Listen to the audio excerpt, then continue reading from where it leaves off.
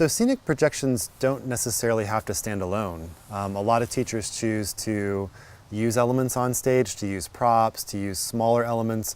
What they do is they just allow you to not have to use quite as many. You can be really selective about the ones that you do use on stage, so that you're not trying desperately to fill up the stage space. I mean, a lot of teachers, like for example, one teacher I was working with, he really had this desire to do The Hobbit on stage. And he was kind of left with a choice of having a black curtain to fill up the stage space, or he would be able to have something like a scenic projection to fill up that space, where he could actually have Middle Earth right there on stage. And so then what that would allow him to do is he could create tables or have some other smaller pieces for the actors to be able to interact with on the stage. But then as far as like creating the wide, vast canvas of the world, the scenic projection could handle that. So then he didn't necessarily have to focus on that. He could really focus on those pieces and parts of the show that he felt like he needed to.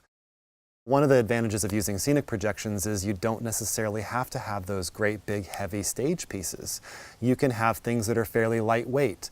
You can accent the scenic projections. A lot of high school and middle school teachers, what they'll do is they'll take the scenic projection as kind of the initial starting point for the scenic design, and then they can actually fabricate pieces that work in conjunction with it.